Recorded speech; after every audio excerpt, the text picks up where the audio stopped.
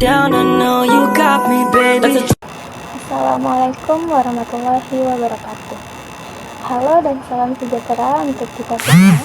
Perkenalkan, nama saya Nala Amanda, mahasiswa dari program studi Pendidikan Teknik Informatika dan Komputer dari Fakultas Tarbiyah dan Ilmu Keguruan di kelas PTIK 6D.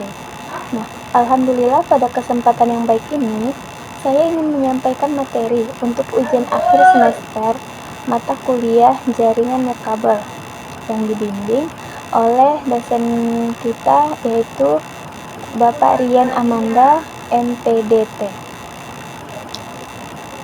Nah, di ujian ini saya akan lakukan dengan metode take home video, presentation, di mana setiap mahasiswa diminta untuk merekam video penjelasan lisan mengenai beberapa topik penting yang sudah ditentukan.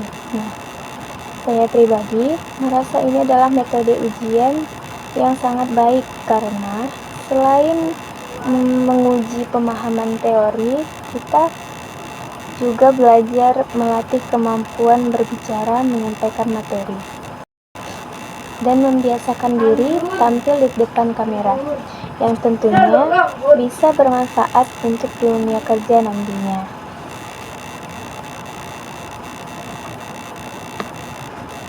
Adapun materi yang akan saya jelaskan dalam video ini terdiri dari 4 topik utama, yaitu yang pertama, antena. Nah, antena ini dimana kita akan membahas tentang apa itu antena, fungsinya, jenis-jenisnya, dan contoh penggunaannya dalam kehidupan sehari-hari. Yang kedua itu ada internet satelit. Nah, di sini saya akan menjelaskan konsep dasar internet satelit, bagaimana cara kerjanya, keunggulannya, kekurangannya, serta contoh penerapannya di lapangan. Nah, yang ketiga saya akan menjelaskan yaitu jaringan seluler. Nah, materi ketiga ini akan membahas tentang jaringan telekomunikasi seluler, mulai dari pengertian, sistem kerja, komponen penyusunannya, hingga perkembangan generasi jaringan seluler dari 1G sampai ke 5G saat ini. Dan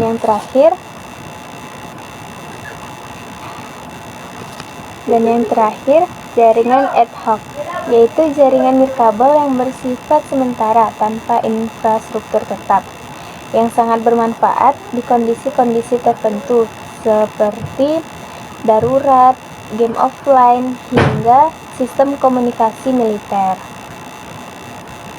Nah, video ini saya rekam sesuai dengan instruksi yang telah diberikan dengan total durasi minimal 30 menit. Nah, untuk keseluruhan materinya.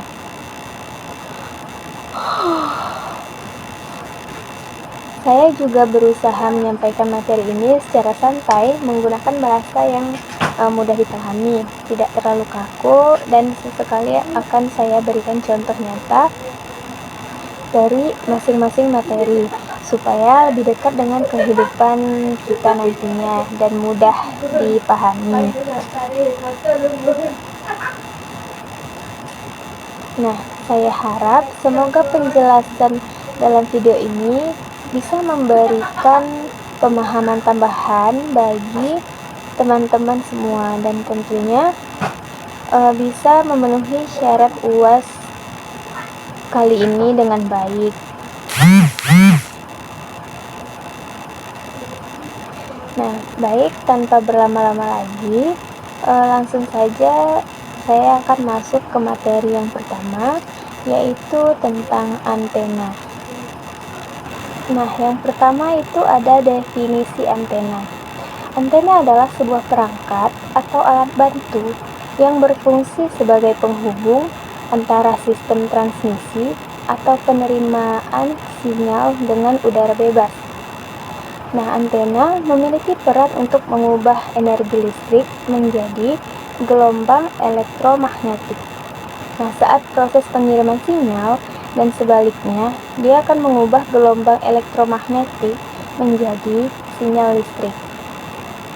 Nah, saat penerimaan sinyal, gelombang elektromagnetik ini dapat berupa gelombang radio, mikro, atau jenis lainnya yang bergerak di udara bebas untuk diterima oleh perangkat penerima lainnya. Nah, dalam dunia komunikasi nirkabel, tanpa adanya antena, sinyal tidak dapat dipancarkan maupun diterima. Contoh sederhananya itu ketika kita menggunakan wifi di rumah, kan sinyal dari modem wifi itu dipancarkan ke udara melalui antena dan kemudian ditangkap oleh smartphone atau laptop yang memiliki antena penerima di dalamnya. Selanjutnya ada fungsi antena. Secara umum, antena memiliki beberapa fungsi penting, yaitu yang pertama, sebagai pemancar sinyal.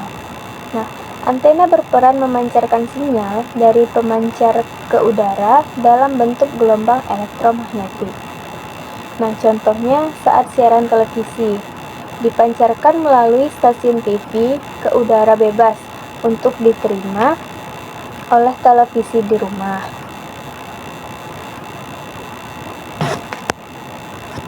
Nah, yang kedua itu sebagai penerima sinyal. Nah, antena berfungsi untuk menangkap sinyal dari udara, kemudian mengubahnya kembali menjadi sinyal listrik untuk diteruskan ke sistem penerima. Nah, contohnya antena TV di rumah menerima siaran TV dari udara, lalu diterjemahkan menjadi gambar dan suara di layar TV. Yang ketiga yaitu untuk memperluas jangkauan transmisi. Nah, memperluas jangkauan transmisi ini maksudnya semakin baik dan sesuai jenis antena yang digunakan, maka semakin luas pula cakupan area yang bisa dijangkau oleh sinyal. Nah, misalnya antena direksional bisa memfokuskan sinyal ke arah tertentu sehingga jarak jangkauannya lebih jauh.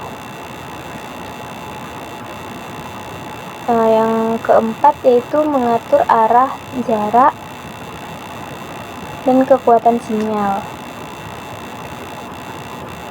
Nah, antena dapat diatur arah dan daya pancarnya sesuai dengan kebutuhan kita. Nah, misalnya untuk komunikasi point to point, antar gedung, antar BTS, di jaringan seluler, ataupun radar untuk militer.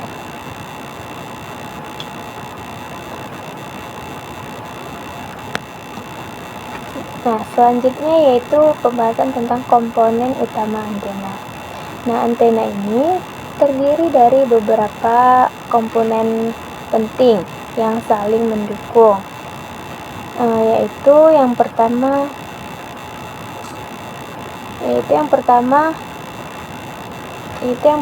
ada driven element. Nah, driven element ini merupakan elemen utama dari antena yang secara langsung dihubungkan dengan pemancar atau penerima sinyal. Nah, driven element ini bertugas untuk memancarkan dan menerima sinyal elektromagnetik. Selanjutnya ada reflektor. Nah, reflektor ini adalah elemen pemantul yang biasanya dipasang di belakang driven element.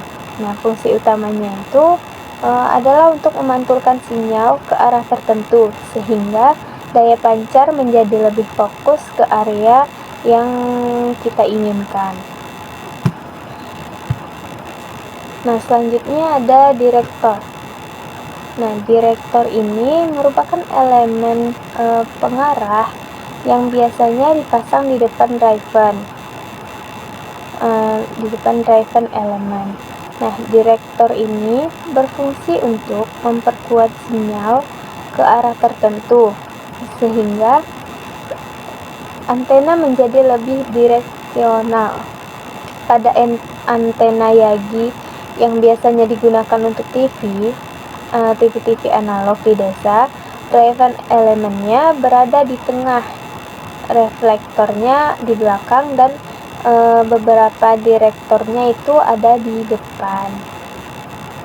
Nah, selanjutnya itu ada pembahasan jenis-jenis antena. Nah, ada berbagai macam antena yang digunakan sesuai kebutuhan sistem komunikasi. Di antaranya yaitu yang pertama ada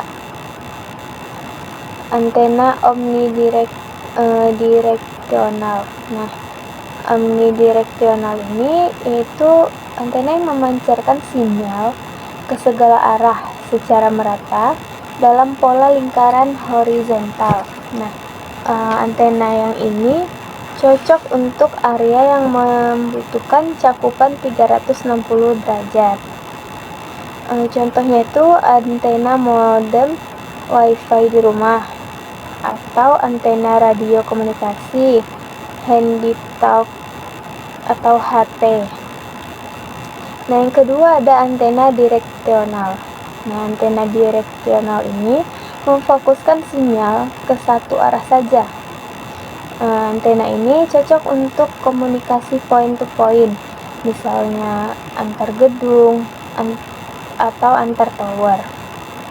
Nah, contohnya itu seperti antena Yagi ataupun antena parabola. Nah, selanjutnya ada antena parabola. Nah, antena parabola ini memanfaatkan reflektor berbentuk parabola untuk memperkuat dan memfokuskan sinyal dalam jarak jauh. Biasanya digunakan untuk komunikasi satelit, internet VSAT, dan dan televisi satelit. Nah, yang selanjutnya ada antena panel. Antena panel ini digunakan dalam jaringan WiFi, WiFi yang outdoor atau seluler. Bentuknya itu pipih dan flat, dapat diarahkan ke arah tertentu. Contohnya itu antena BTS, provider seluler, atau antena WiFi hotspot outdoor di tempat umum.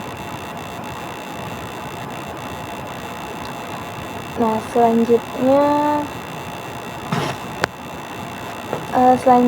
itu ada contoh penggunaan antena. Antena ini digunakan di berbagai bidang komunikasi dan teknologi. Misalnya diantaranya ada antena TV. Nah, antena TV ini untuk menerima siaran televisi dari udara bebas. Selanjutnya itu ada antena modem WiFi. Nah, antena modem WiFi ini memancarkan sinyal WiFi ke seluruh ruangan. Nah, selanjutnya ada antena BTS, Base Transceiver Station, yaitu untuk komunikasi seluler antar ponsel. Selanjutnya ada antena radar. Nah, antena radar ini digunakan untuk mendeteksi dan memantau objek di udara maupun di laut seperti pesawat ataupun kapal. Nah, selanjutnya itu ada manfaat penggunaan antena. Nah, penggunaan antena ini dalam sistem komunikasi memiliki banyak manfaat. Mungkin diantaranya yang pertama ada memperluas cakupan jaringan. Dengan antena, sinyal dapat menjangkau area yang lebih luas, baik untuk keperluan pribadi, bisnis, maupun militer. Nah, yang kedua itu meningkatkan kualitas sinyal. Penggunaan antena yang sesuai dapat memperbaiki kekuatan dan kualitas sinyal, mengurangi interferensi, serta memperlancar komunikasi data dan suara. Nah, yang selanjutnya tuh ada menghemat energi transmisi. Dengan mengatur arah dan pola pancaran sinyal, antena dapat menimbulkan energi yang dibuang ke area yang tidak diperlukan, sehingga lebih efisien. Nah, contohnya itu pada antena direksional, sinyalnya hanya dipancarkan ke arah tertentu saja, sehingga tidak membuang energi ke area yang tidak perlu. Nah,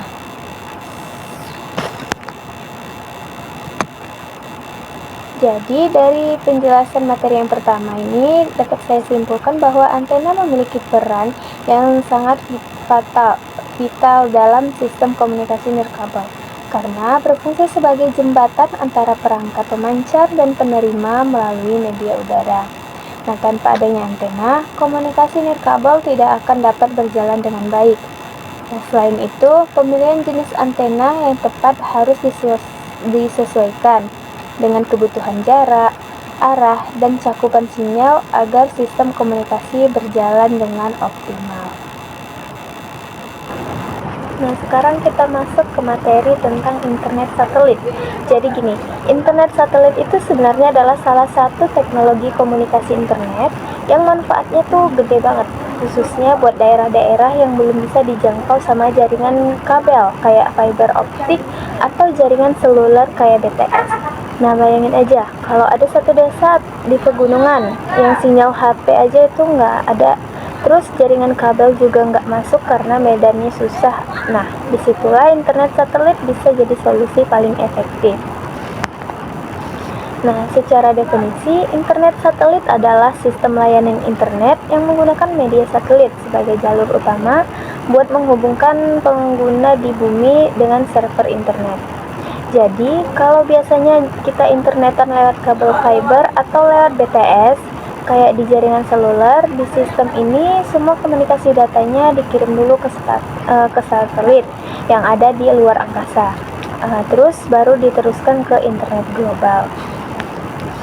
Nah, cara kerjanya ini biar lebih kebayang, jadi di sistem internet satelit ini ada beberapa komponen utama yang saling terhubung. Yang pertama ada stasiun bumi atau ground station atau earth station. Nah, ini adalah fasilitas di bumi yang punya koneksi langsung ke internet global. Biasanya bentuknya kayak base station gede lengkap yang dengan antena parabola raksasa. Nah, yang kedua ada satelit di orbit. Satelit ini posisinya di luar angkasa, tepatnya di orbit geostasioner, kira-kira 36.000 km dari permukaan bumi. Nah, kenapa disebut geostasioner? Karena posisi satelit ini akan selalu tetap di satu titik di atas bumi, jadi tidak akan bergerak mengikuti rotasi bumi. Hal ini penting supaya arah antena kita di rumah nggak perlu bolak-balik disesuaikan. Nah, yang ketiga ada antena parabola di lokasi pengguna. Nah, di rumah atau di kantor kita dipasang antena parabola yang terhubung ke satelit. Nah, antena ini bakal menangkap sinyal dari satelit dan mengirim sinyal balik ke satelit. Nah, yang keempat itu ada modem satelit. Nah, modem ini tugasnya buat mengubah sinyal dari antena parabola jadi ke sinyal digital yang bisa diproses sama perangkat seperti komputer, laptop, HP, dan smart TV. Nah, jadi urutannya saat kita browsing, request data dikirim dari modem ke antena parabola. Nah, antena itu mengirim sinyal ke satelit. Nah, baru satelit itu akan meneruskan sinyal ke stasiun bumi. Nah, stasiun bumi ini akan menyambung ke internet globalnya. Nah, data yang kita minta diambil, dikirim balik lewat jalur yang sama. Nah, pada akhirnya data muncul di layar perangkat kita. Nah, keunggulan dari internet satelit ini, salah satu keunggulan utamanya, internet satelit ini jelas jangkauannya yang luas ya. Teknologi ini bisa dipakai di mana saja, mulai dari di tengah hutan, gunung, pulau terpencil, sampai di tengah lautan.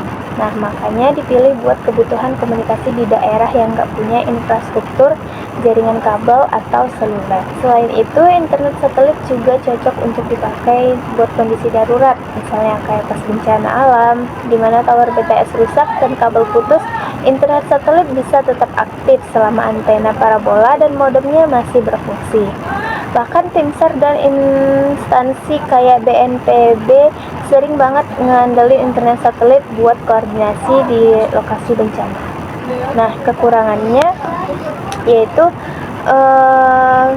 internet satelit juga punya beberapa kelemahan yang perlu kita tahu. Yang pertama itu ada latensi, karena jarak antar satelit di orbit geostasioner ke bumi itu 36.000 km, sinyal butuh waktu lebih lama buat bolak-balik. Efeknya kalau kita pakai buat video call misalnya atau main game online, delaynya bakal kerasa banget. Nah, kadang bisa sampai 600 ms atau setengah detik lebih, beda jauh sama jaringan fiber yang cuma beberapa milidetik. Nah, yang kedua, internet satelit itu sensitif sama cuaca. Saat hujan lebat, badai, atau mendung tebal, kualitas sinyalnya bisa turun drastis, bahkan putus total. Hal ini terjadi karena gelombang radio yang dipakai buat komunikasi bisa terganggu sama butiran air atau udaranya. Nah, terus terakhir soal biaya. Nah, internet satelit itu tuh terkenal lebih mahal, baik biaya pemasangan awal maupun langganan bulanannya. Nah, di Indonesia harga perangkat VSAT itu dan parabola biasanya bisa sampai belasan juta atau sampai puluhan juta, ditambah dengan biaya langganan bulanan yang tidak murah juga.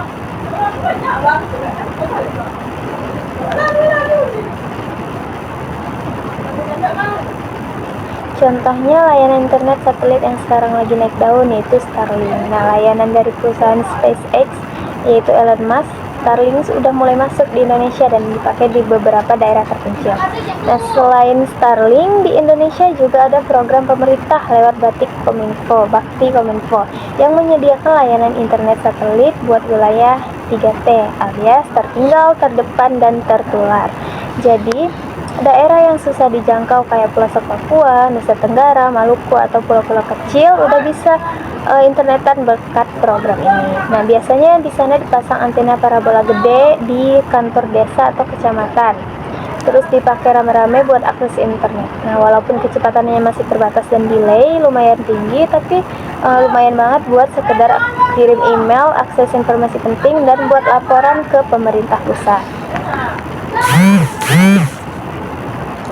Nah, kesimpulannya, internet satelit ini memang bukan teknologi paling cepat atau murah, tapi jadi solusi penting buat koneksi internet di daerah yang sulit dijangkau infrastruktur konvensional, terutama buat layanan darurat, pendidikan, dan pemerintahan di wilayah terpencil.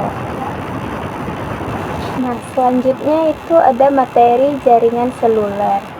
Yang pertama adalah definisi jaringan seluler.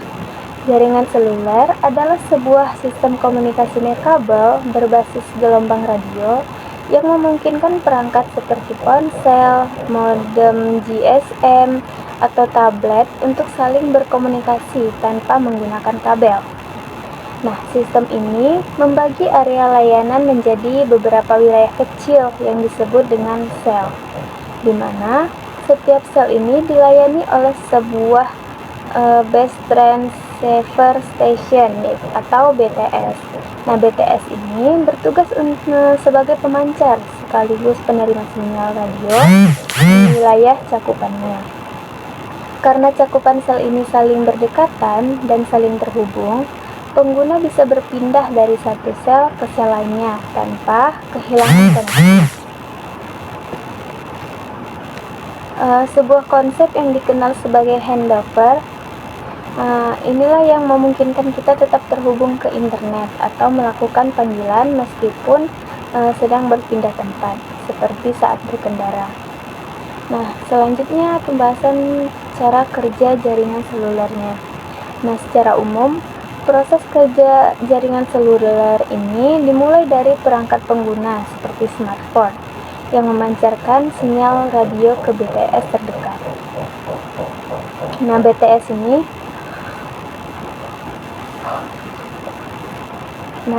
ini berfungsi menangkap sinyal dari pengguna dan meneruskannya ke Mobile Switch Center atau MSC.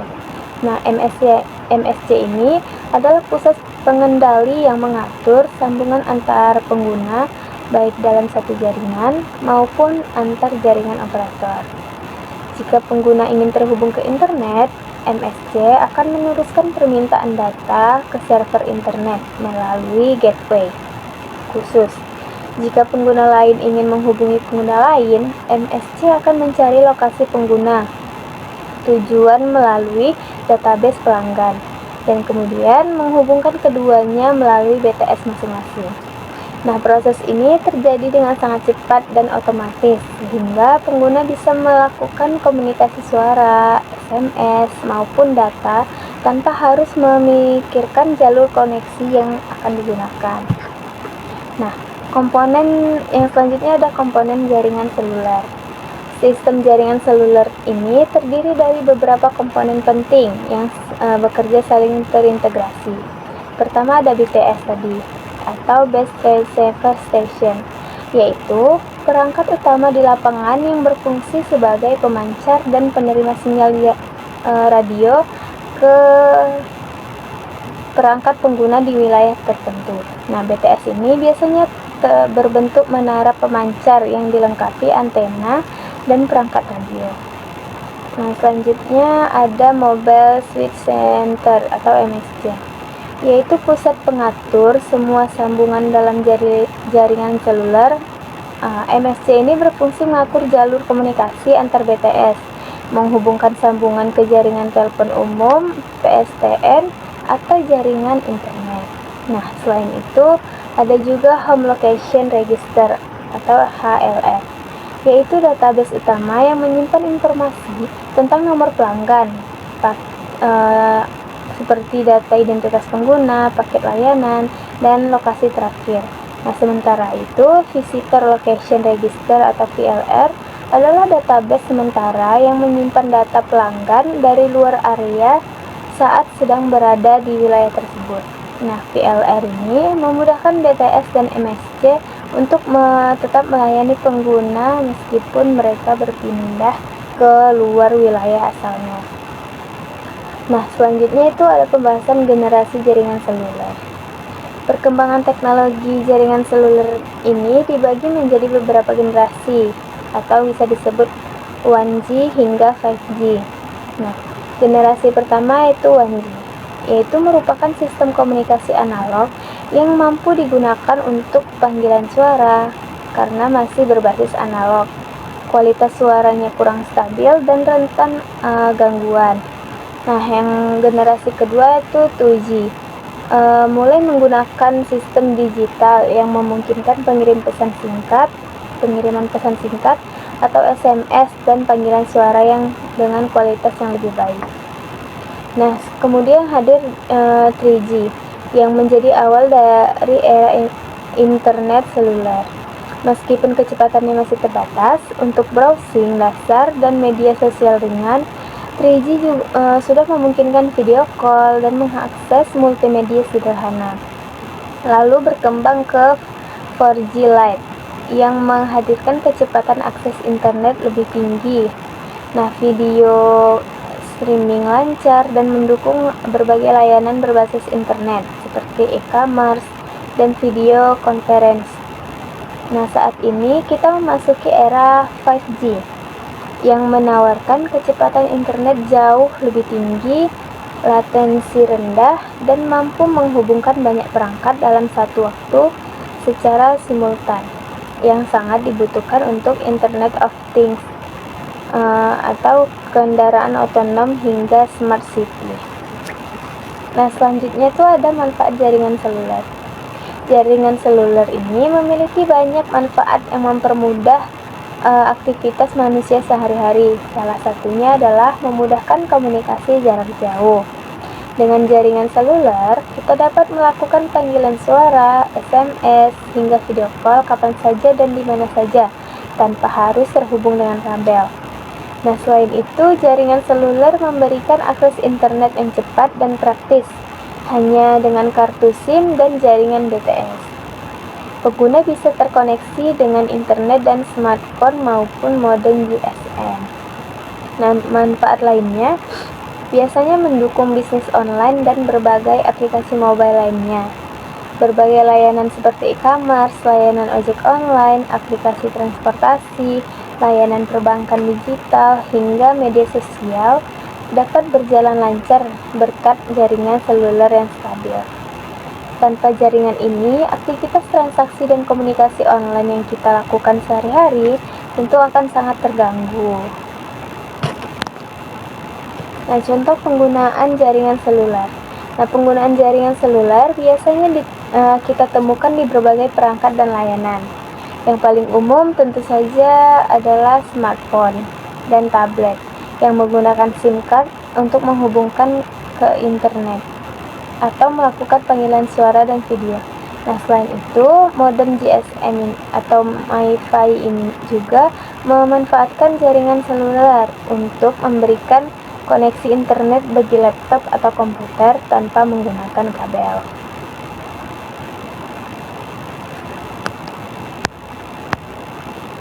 Nah, dari penjelasan tersebut dapat saya simpulkan bahwa jaringan seluler adalah salah satu teknologi komunikasi paling penting untuk saat ini. Keberadaannya telah merevolusi cara manusia berkomunikasi dan berinteraksi di era digital. Dengan terus berkembangnya teknologi dari 1G hingga 5G, jaringan seluler bukan hanya sebatas untuk panggilan suara dan SMS, tapi juga menjadi infrastruktur utama untuk berbagai layanan digital seperti internet cepat, smartphone, smart home, smart city, hingga teknologi kendaraan otonom. Ya, itu ada materi tentang jaringan ad hoc. Nah, yang pertama ada definisi jaringan ad hoc. Jaringan ad hoc adalah jenis jaringan nirkabel yang bersifat spontan, fleksibel, dan desentralisasi, di mana setiap perangkat yang terhubung dalam jaringan tersebut dapat berfungsi sebagai klien sekaligus router atau pengatur lalu lintas data. Berbeda dengan jaringan nirkabel konvensional seperti Wi-Fi atau jaringan seluler yang membutuhkan infrastruktur tetap, seperti router, access point, atau BTS. Nah, jaringan ad hoc ini tidak membutuhkan perangkat pusat. Jaringan ini bisa dibentuk kapan saja dan di mana saja tanpa peralatan khusus. Cukup dengan beberapa perangkat yang saling memiliki fitur ad hoc.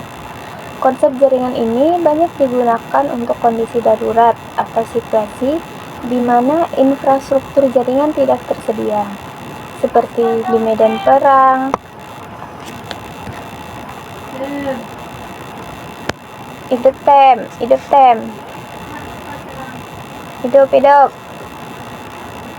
seperti di medan perang, area bencana, atau saat game multiplayer offline.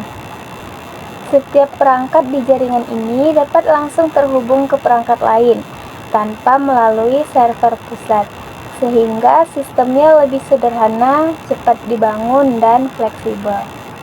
Nah, cara kerja jaringan ad hoc ini secara teknis,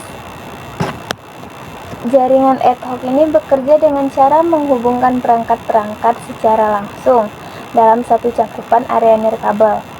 Ketika dua perangkat terhubung, mereka dapat saling mengirim dan menerima data tanpa perantara. Jika perangkat yang ingin berkomunikasi letaknya jauh atau di luar jangkauan sinyal langsung, data akan diteruskan secara hopping, yaitu melompat dari satu perangkat ke perangkat lain yang ada di tengah hingga sampai ke perangkat tujuannya. Nah, proses pengiriman data dalam jaringan ad hoc ini biasanya menggunakan protokol routing dengan protokol routing dinamis, yaitu protokol yang dapat menyesuaikan jalur data secara otomatis tergantung kondisi jaringan saat itu. Jika ada perangkat yang keluar atau mati, protokol ini akan mencari jalur alternatif lain agar data tetap bisa sampai ke tujuan. Nah, contohnya, jika 5 perangkat terhubung dan perangkat ketiga keluar, maka sistem akan secara otomatis mengalihkan data ke jalur perangkat pertama, ke perangkat keempat, lalu kelima, dan seterusnya. Nah, yang selanjutnya itu ada sifat kerja jaringan ini sangat dinamis karena koneksi bisa terbentuk, berpindah, dan atau terputus kapan saja, tergantung posisi dan kondisi perangkat yang terhubung. Nah, selanjutnya itu ada karakteristik jaringan ad hoc. Jaringan ad hoc ini memiliki beberapa karakteristik khas yang membedakan dari jaringan nirkabel konvensional, di mana jaringan ini tidak memiliki pusat kontrol atau server khusus yang mengatur lalu lintas datanya. Semua perangkat di jaringan memiliki hak dan peran yang sama, bisa menjadi pengirim, penerima, sekaligus router. Nah, yang selanjutnya ada karakteristik. Yang kedua ada dinamis. Nah, artinya topologi atau struktur jaringan bisa berubah kapan saja sesuai kondisi di lapangannya. Jika ada perangkat baru bergabung, jaringan akan otomatis menyesuaikan. Begitu juga jika ada perangkat keluar. Hal ini membuat jaringan ad hoc sangat fleksibel dan mudah dibentuk tanpa perencanaan sebelumnya. Nah, karakteristik yang ketiga itu ada multi-hop, yaitu data dapat dikirim secara berantai atau melompat melalui beberapa perangkat untuk mencapai tujuannya. Jadi, tidak perlu semua perangkat berada dalam satu jangkauan langsung. Nah, selama ada perangkat lain di antara dua titik itu, koneksi akan tetap tersambung dengan cara hopping. Nah, selanjutnya itu ada pembahasan jenis-jenis jaringan ad hoc. Yang pertama, berdasarkan fungsinya, jaringan ad hoc ini dibagi menjadi beberapa jenis. Nah, yang pertama adalah Mobile Ad Hoc Network atau MANET, yaitu jaringan ad hoc antar perangkat bergerak seperti smartphone, laptop, atau tablet. Nah, MANET ini biasanya digunakan dalam situasi game multiplayer offline, diskusi antar kelompok tanpa internet, atau komunikasi jarak dekat di lapangan. Nah, jenis kedua ada Vehicular Ad Hoc Network atau VANET, yaitu jaringan ad hoc antar kendaraan. Nah, jaringan ini dirancang agar mobil, bus, dan kendaraan lainnya dapat saling bertukar informasi secara langsung.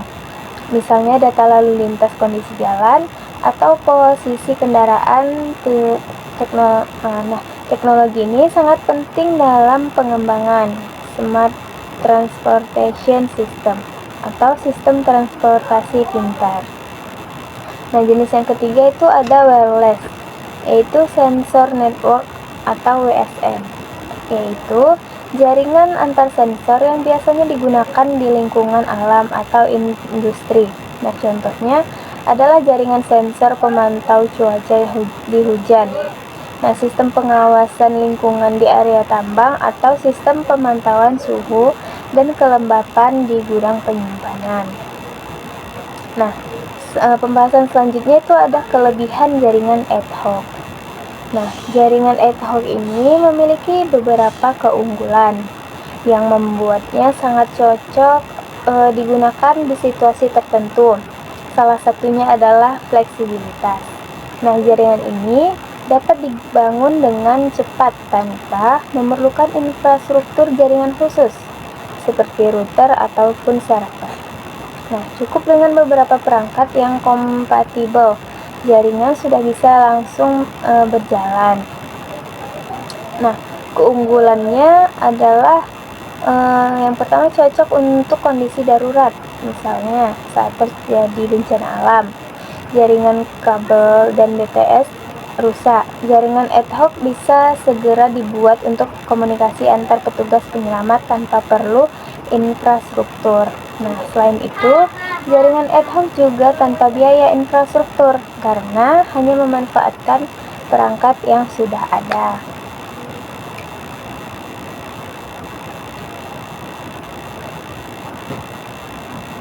Nah, selanjutnya itu ada kekurangan jaringan ad hoc.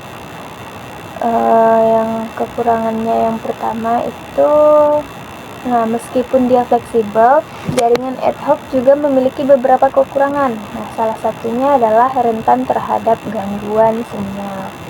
Nah, karena sinyal antar perangkat berjalan langsung tanpa alat penguat seperti BTS, maka hambatannya seperti tembok tebal, jarak terlalu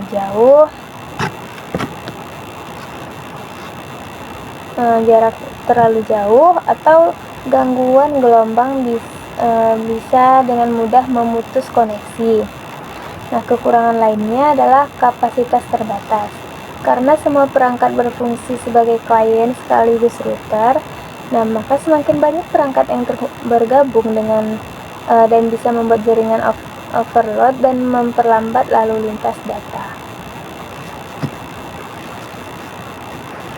Selain itu, dari segi keamanan, jaringan ad hoc lebih rawan dibanding jaringan konvensional karena sifatnya terbuka dan spontan.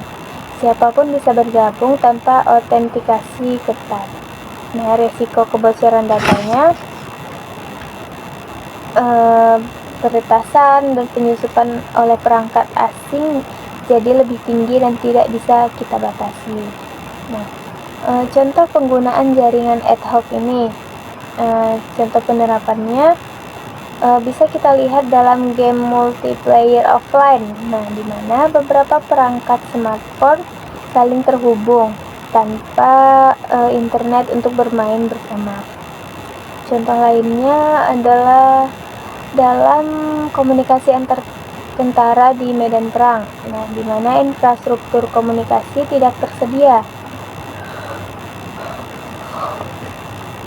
Jaringan ad hoc digunakan agar pasukan tetap bisa saling berkomunikasi.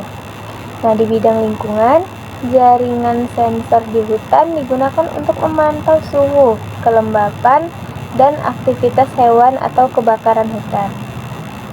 Setiap sensor saling terhubung secara ad hoc dan mengirim data ke pos monitoring. Nah, pembahasan selanjutnya itu ada manfaat jaringan ad hoc. Jaringan ad hoc memiliki beberapa manfaat penting, di antaranya adalah memungkinkan koneksi di area tanpa infrastruktur jaringan, baik di daerah pedalaman, gunung, kapal di laut, atau kawasan yang terdampak bencana. Nah, jaringan ad hoc ini biasanya langsung dibentuk tanpa harus membangun BTS atau tower. Nah, selain itu, jaringan ini sangat cocok untuk aktivitas outdoor seperti penelitian lapangan, kegiatan militer, atau patroli keamanan, karena cepat dibangun dan mudah dipindahkan. Secara fleksibel digunakan di luar ruangan. Nah, terakhir, jaringan ad hoc juga menunjang sistem load atau Internet of Things lokal. Nah, seperti sensor suhu, CCTV, dan perangkat monitoring yang saling terhubung secara lokal di area tertentu tanpa bergantung dengan internet. Nah, selanjutnya dari penjelasan yang saya jelaskan tadi, dapat saya simpulkan bahwa jaringan ad hoc adalah solusi jaringan fleksibel tanpa infrastruktur tetap yang bisa dibangun secara cepat di mana saja. Dengan karakteristik desentralisasi, dinamis, dan multi-hop, jaringan ini cocok untuk kondisi darurat, aktivitas lapangan, hingga pengembangan load lokal. Nah, meskipun memiliki kelemahan dan kapasitas dan keamanan, keunggulan fleksibilitas dan tanpa infrastruktur membuat jaringan ini tetap banyak digunakan di berbagai sektor penting. Semuanya itulah tadi penjelasan saya mengenai keempat materi penting dalam mata kuliah jaringan nirkabel, yaitu tentang antena, internet satelit, dan jaringan seluler dan jaringan ad hoc. Nah, semoga apa yang saya sampaikan tadi bisa memberikan gambaran yang jelas, mudah dipahami, serta menambah wawasan kita bersama mengenai berbagai sistem komunikasi nirkabel yang saat ini sudah menjadi bagian penting dalam kehidupan sehari-hari kita. Nah, saya menyadari bahwa mungkin masih banyak kekurangan dalam penyampaian saya, baik dari segi pengucapan, penyusunan kalimat, atau mungkin ada hal-hal teknis yang kurang maksimal selama proses rekaman ini. Nah, oleh karena itu, saya mohon maaf yang sebesar-besarnya bila terdapat kekurangan atau ketidaksempurnaan dalam video ini. Saya juga ingin mengucapkan terima kasih kepada Bapak Rian Amanda MPDP selaku dosen pengampu mata kuliah jaringan nirkabel yang telah memberikan tugas UAS dengan konsep take home seperti ini. Nah, menurut saya pribadi metode ini sangat menarik dan bermanfaat karena bisa menguji pemahaman materi juga sekaligus melatih keterampilan berbicara, menyampaikan ide dan berlatih tampil di depan kamera yang pastinya sangat berguna di dunia kerja maupun di perkuliahan ke depannya. Nah, untuk teman-teman semua, saya mengucapkan selamat berjuang menyelesaikan tugas UAS-nya masing-masing. Semoga hasil terbaik bisa kita raih bersama dan tentunya bisa menjadi pengalaman berharga untuk kita di masa depan. Jangan lupa untuk selalu jaga kesehatan, tetap semangat belajar, dan semoga kita bisa lulus di mata kuliah ini dengan hasil yang memuaskan. Terima kasih atas perhatian teman-teman sekalian. Mohon maaf apabila ada kekurangan dan sampai jumpa di kesempatan berikutnya. Assalamualaikum warahmatullahi wabarakatuh.